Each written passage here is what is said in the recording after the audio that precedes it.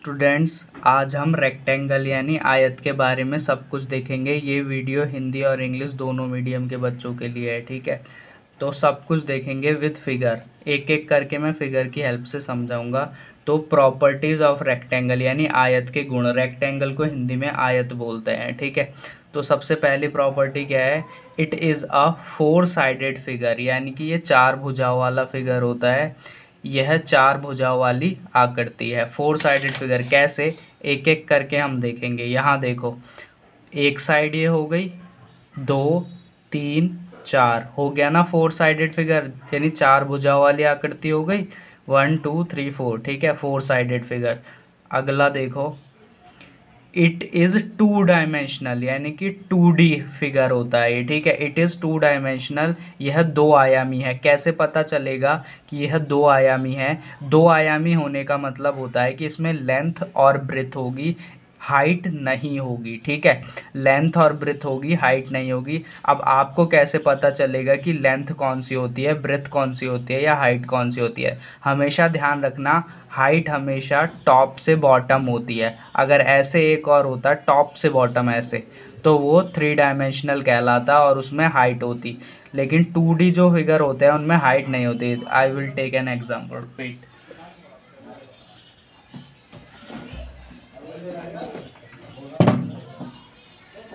यहाँ ध्यान से देखना, ठीक है। ये देखो, जैसे मैंने ये लिया तो यहाँ देखो, ये है एक, ये जा रही है और एक ये है, ठीक है। ये लेंथ जा रही है, ये ब्रेथ जा रही है। एक और चीज़ है इसमें जो कि हाइट है, लेकिन इसमें दिखाई नहीं देगा। इसमें तुम्हें सिर्फ लेंथ और ब्रेथ दिखाई देगी, हाइट दिखाई नहीं देगी। वर्टेक्स, इसको कोने को वर्टेक्स बोलते हैं, यानी शीर्ष बोलते हैं हिंदी में। यहाँ से देखो, शीर्ष को पकड़ोगे तो तुम्हें अगर 3D फिगर होगा तो तीन दिखाई देंगी, तीन एक्सिस दिखाई देंगी, ठीक है। लेंथ, ब्रेथ और हाइट, तीन चीज़ें, तीन डायमेंशन दिखाई देंगी।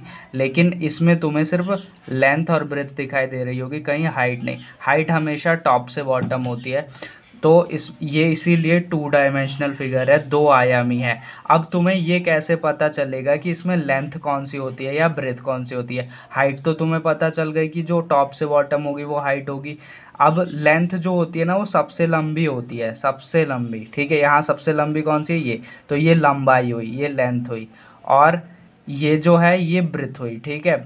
ये क्या हुई? चौड़ाई हुई। ब्रेथ यानी चौड़ाई, ठीक है। तो ये लेंथ और ये ब्रेथ, लंबाई और ये चौड़ाई। तो अंतर कर पाना अब आसान होगा। तीसरे पर आते हैं। तीसरी प्रॉपर्टी क्या कहती है?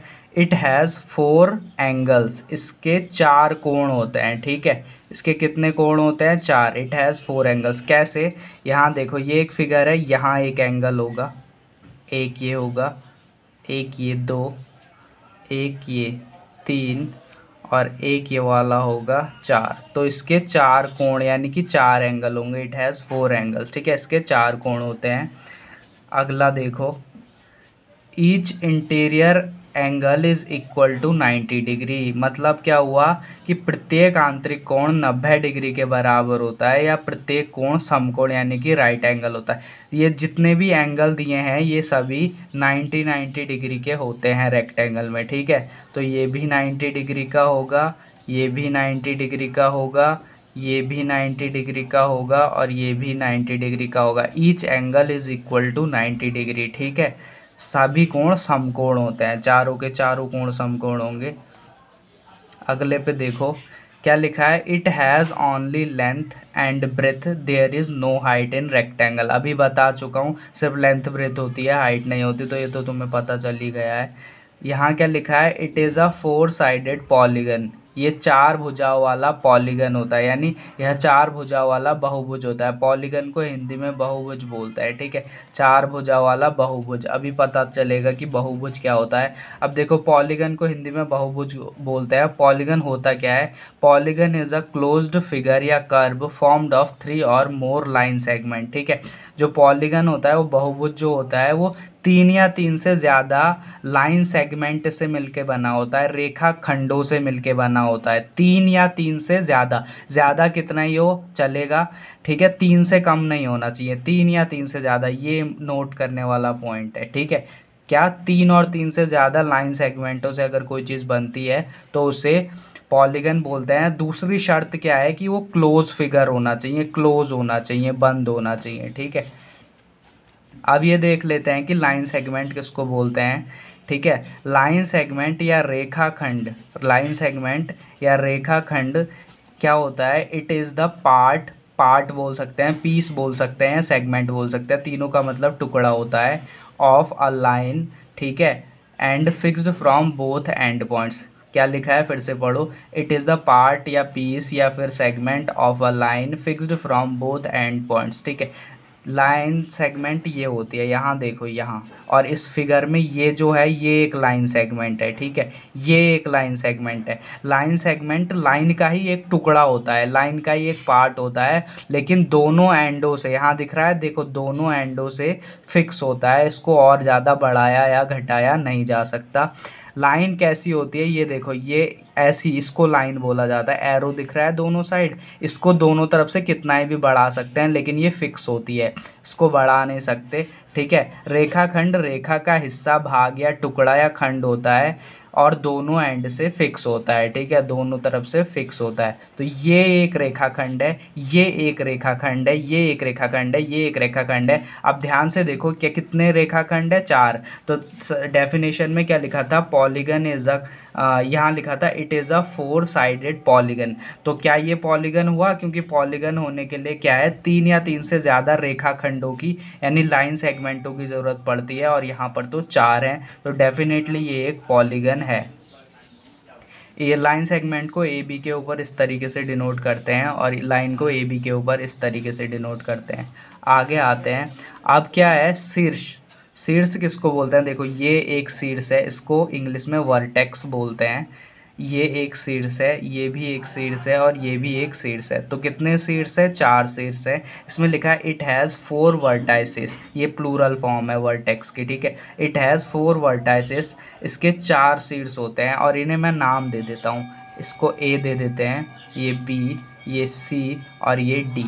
हमेशा ध्यान रखना ये शीर्ष एक पॉइंट है, इसीलिए पॉइंटों को हमेशा इंग्लिश के कैपिटल लेटरों से दिखाया जाता है और लाइन को हमेशा स्मॉल लेटर से दिखाते हैं। ये एक नोट करने वाला पॉइंट है कि जो पॉइंट होते हैं उन्हें हमेशा कैपिटल लेटर से दिखाते हैं और लाइनों को हमेशा स्मॉल लेटर से दिखाया जाता है। अगला पॉइंट क्या है, साइड यानी कि भुजा। इट हैज़ 4 साइड्स, इसकी 4 भुजाएं होती हैं। साइड यानी भुजा, साइड को हिंदी में भुजा बोलते हैं। इट हैज़ 4 साइड्स, देखो यहाँ पे 1 2 3 4, 4 भुजाएं यानी 4 साइडें होती हैं। अगला देखो, it is also known as quadrilateral, quadrilateral and polygon, ठीक है। इसको क्वाड्रिलेटरल या पॉलीगन बोलते हैं। पॉलीगन तो आपको पता चल गया, आप क्वाड्रिलेटरल क्यों बोल रहे हैं इसको। क्वाड्री, देखो यहाँ तक मैंने लाइन खींच रखी है, क्वाड्री मतलब होता है 4, ये एक ग्रीक प्रीफिक्स होता है। तो क्वाड्री मतलब 4, लेटरल मतलब भुजा होती है, ठीक है। क्वाड्रिलेटरल को हिंदी में चतुर्भुज बोला जाता है। तो क्या मैं 4 भुजाओं वाली आकृति को चतुर्भुज या क्वाड्रिलेटरल नहीं बोल सकता, ऑब्वियसली बोल सकता हूँ। पॉलीगन भी बोल सकता हूँ, क्वाड्रिलेटरल भी बोल सकता हूँ। क्वाड्री मतलब 4, लेटरल मतलब भुजा यानी आकृति, ठीक है।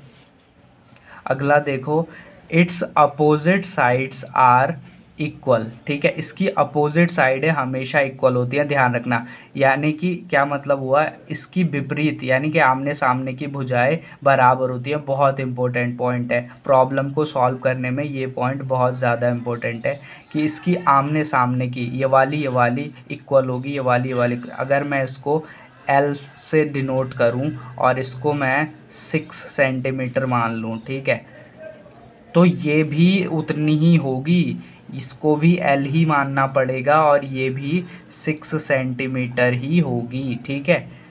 तो सेम उससे, और मैंने अभी बताया था कि लाइन को हमेशा किससे, स्मॉल लेटरों से दिखाया जाता है, ठीक है। अब यहाँ देखो, या लाइन सेगमेंट बोल लो, लाइन सेगमेंट को हमेशा, या लाइनों को किसी भी तरीके की लाइन हो उसको हमेशा स्मॉल लेटर से दिखाया जाता है। अब यहाँ पे देख, चाहे वो लाइन सेगमेंट हो, लाइन हो या कोई और हो, ठीक है। तो अब यहाँ देखो, ये इसको ब्रेथ मान लेते हैं, तो स्मॉल बी से डिनोट करेंगे और इसको मैं मान लेता हूँ ये 3 सेंटीमीटर है, तो हमेशा ये भी उतनी ही होगी। कभी आपसे एग्जाम में पूछा जाए ये वाली दी हो ये कितनी है, ये दी हो ये कितनी है, तो सेम होती है। इसीलिए तो ये प्रॉपर्टी है, आमने सामने की भुजाएं बराबर होती है। तो बी इक्वल 3 सेंटीमीटर, तो ये बी है तो ये भी बी होगा, ये एल है तो ये भी एल होगा। आगे आते हैं।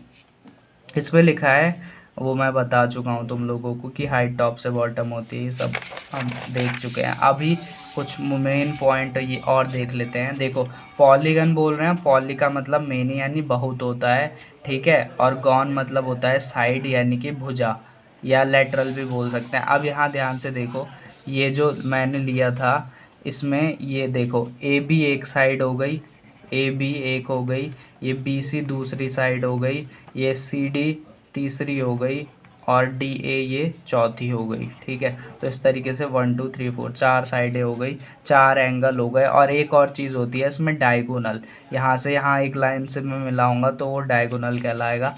अभी हम इसका प्रूफ भी देखेंगे। ये मैंने आप लोगों को प्रॉपर्टीज़ बता दी, आई होप कि आपको समझ में आएगा। मैं इसका एरिया और आप लोगों को ये बताऊंगा कि एरिया हमेशा लेंथ इंटू ब्रेथ ही क्यों होता है, लेंथ प्लस ब्रेथ क्यों नहीं होता, प्रूफ के साथ बताऊंगा, विद प्रूफ, ठीक है। और पेरीमीटर यानी परिमाप निकालना और क्षेत्रफल निकालना दोनों ही बताने वाला हूँ, तो बने रहिए वीडियो में। ओके, ये देख लो एक बार दिस। ओके स्टूडेंट्स, शुरू करते हैं कि जो एरिया होता है या जो क्षेत्रफल होता है वो हमेशा लंबाई गुणा चौड़ाई ही होता है, यानी एरिया हमेशा लेंथ इंटू ब्रेथ के होता है।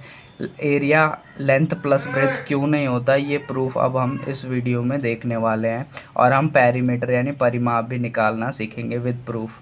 तो शुरू करें। तो ये सबसे बड़ी है तो इसको लेंथ ले सकता हूँ मैं, और इसको मैं ब्रेथ मान लेता हूँ, ठीक है। ये छोटी है तो सबसे बड़ी को लेंथ मानते हैं, सबसे छोटी को ब्रेथ। अब ये जो अंदर का पोर्शन होता है ना, ये एरिया कहलाता है, और ये जो बाउंड्री है ये पेरीमीटर यानी परिमाप कहलाता है। अंदर का पोर्शन क्षेत्रफल कहलाता है यानी एरिया कहलाता है, जो बाउंड्री है ये परिमाप या पेरीमीटर कहलाती है। अब अगर आप लोगों को एरिया फाइंड करना है तो कैसे फाइंड करेंगे, ये मैंने ग्राफ पे नहीं बनाया तो थोड़ा टेढ़ा मेढ़ा तुम लोगों को लग सकता है, ग्राफ मेरे पास है नहीं इस टाइम, ठीक है, तो इस पे बनाया, कोई बात नहीं। तो देखते हैं सबसे पहले कैसे फाइंड करोगे। सबसे पहले यहाँ पे 1 सेंटीमीटर का वो लोगे, और 1 सेंटीमीटर पे तुम लोगों को क्या करना है, निशान लगा लेना है प्रूफ करने के लिए। यहाँ पे कर लेता हूँ मैं ये, ठीक है। ये 1 सेंटीमीटर होगा, ये यहाँ 1, यहाँ 1, यहाँ पे 1, यहाँ पे 1। इसी तरीके से यहाँ पे देखो, ये थोड़ा टेढ़ा लग रहा होगा क्योंकि ग्राफ नहीं है ना मेरे पास। यहाँ पे भी इसी तरीके से इधर की साइड भी लगाएंगे, इससे तुम्हें पता चल जाएगा जो इसका जो पेरीमीटर होता है वो मतलब जो एरिया होता है वो लेंथ प्लस ब्रेथ क्यों नहीं होता, लेंथ इंटू ब्रेथ ही क्यों होता है, ठीक है। तो 1 सेंटीमीटर पे लगा लिए। अब जो है लाइन खींचनी है तुम्हें, ऐसे जो तुम लोगों ने खींचे हैं ना, यहाँ से ऐसे खींचो, मैं ला दो इसे, यहाँ से ही खींचनी है, खींचो इसको। 1 सेंटीमीटर के खींचे हैं ना, ये खींचा और ये खींच लिया, ठीक है। इसी तरीके से यहाँ भी तुम लोगों ने जो 1 सेंटीमीटर का खींचा था वो वहाँ पे इस तरीके से लाइन खींचनी है, ऐसे खींच दो। और ये बस ग्राफ ना होने की वजह से ना थोड़ा दिक्कत खा गया। अब ध्यान से देखो, ऐसा एज्यूम करना है तुम्हें, ये एरिया होता है ना अंदर का पोर्शन, तो ऐसा एज्यूम करना है कि 1 डिब्बा मैंने रख रखा है, तो यानी भर दिया मैंने एरिया को। अब जितने डिब्बे होंगे उतना ही इसका एरिया होगा। गिनो डिब्बों को, 1 2 3 4 5 6 7 8 9 10 11 12 13 14 15, कितने हैं, 15। तो ये कितना सेंटीमीटर है, 1 2 3 4 5 सेंटीमीटर ये है। 1 सेंटीमीटर के डिब्बे थे ना, ये पूरी कितनी हो गई, 5 सेंटीमीटर। और ये 1 2 3 ये 3 सेंटीमीटर है। तो एरिया इक्वल टू किसके होता है, लेंथ इंटू ब्रेथ के, ठीक है। एरिया किसके इक्वल होता है, equal length into breadth. Length कितनी दे रखी है, 5 सेंटीमीटर, और ब्रेथ कितनी दे रखी है, 1 2 3 सेंटीमीटर, ठीक है। तो एरिया इक्वल टू लेंथ यानी 5 multiplied by height, multiplied by breath यानी 3 पंजे 15। तो एरिया हमेशा 15 सेंटीमीटर स्क्वायर आएगा, यूनिट स्क्वायर होती है, ठीक है इसकी। तो एरिया कितना आ गया 15 सेंटीमीटर स्क्वायर। अब कैसे पता करेंगे, देखो 15 डिब्बे होने चाहिए, फिल्ड होना चाहिए एरिया, 1 2 3 4 5 5 10 15, ठीक है। अब अगर मैं लेंथ प्लस ब्रेथ लिखता, सपोज मैं लेंथ प्लस ब्रेथ लिखता, तो अगर लेंथ प्लस ब्रेथ लिखता तो क्या आना चाहिए था 5 + 3 यानी कि 8। तो क्या यहाँ 8 डिब्बे हैं, इससे गलत प्रूफ होता है। तो यहाँ पर पता चल गया कि एरिया हमेशा लेंथ इंटू ब्रेथ के होता है, ठीक है। तो इस तरीके से प्रूफ करोगे। अब पेरीमीटर आसान होता है। पेरीमीटर क्या होता है, ये और ये सभी साइडों का सम होता है। ये 5 सेंटीमीटर की है तो ये भी 5 होगी, ये 3 की है तो ये भी 3 की होगी। तो फॉर्मूला कैसे प्रूफ करोगे इसका, पेरीमीटर का फॉर्मूला कैसे प्रूफ करोगे, पेरीमीटर में सबको ऐड करो। देखो L + B प्लस ये L और ये B, ये फार्मूला मैं प्रूफ कर रहा हूँ। अब देखो ये वाला L, ये वाला L, 2L हो गए, ये वाला भी, ये वाला भी कितने हो गए 2B हो गए। अब 2 कॉमन ले लो तो यहाँ से कितना आ गया L + B। तो ये इसका पेरीमीटर का फार्मूला होता है, नेट पे चेक कर लेना। ये एरिया का फार्मूला होता है, एरिया = लेंथ इंटू ब्रेथ। तो आई होप कि आप लोगों को समझ में आया होगा। और अगर कोई पेरीमीटर पूछे तो पेरीमीटर कितना हो गया 5 5 10, 3 कितना हो गया 13 और 3 16। अब देखो इस फार्मूले की मदद से निकाल लो। 2L कितना है 5 प्लस ब्रेथ कितना है 3, कितना है ब्रेथ 3 है, ठीक है। अब 2 5 और 3 कितने हो गए 8, और ये कितना हो गया 16, 8 दूनी 16 सेंटीमीटर, कितना हो गया 16 सेंटीमीटर। कैसे, देखो अब यहाँ पे भी ऐड करके देख लो, 5 5 10, 10 3 13 और 3 16, और इस हिसाब से भी निकाल के देखोगे तो 16 ही सेंटीमीटर बैठेगा। ओके, ये हो गया विद प्रूफ। मिलते हैं, ठीक है, नेक्स्ट वीडियो में स्क्वायर के बारे में देखेंगे, सब पता चला होगा आई होप। ओके।